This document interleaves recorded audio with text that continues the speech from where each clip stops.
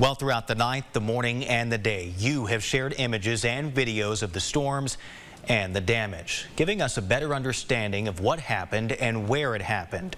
Tonight, we take a look at the severe weather outbreak through the eyes of our viewers. It was the sound of thunder and the light show in the sky that kept many East Texans awake overnight and into the early morning. In Picton, lightning wasn't the only thing spotted by Maria Latta. She also recorded power flashes and what looks like rotation in the sky.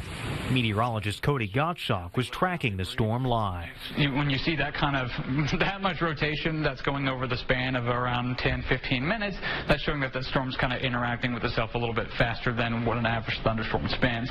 Daylight would reveal the damage done to the field house and concession stand at Como-Picton ISD.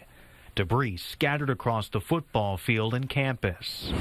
To the southeast in Winnsboro, winds were strong enough to bring down this sign at a Chevron station. Destructive power witnessed across the area as the wind brought down trees, some narrowly missing homes, while others crushed vehicles and buildings.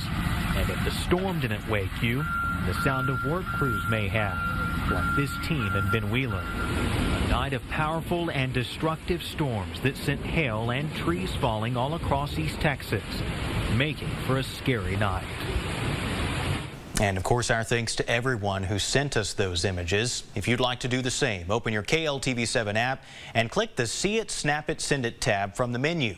That's where you can upload images directly from your camera roll, and you might end up seeing them right here on KLTV7.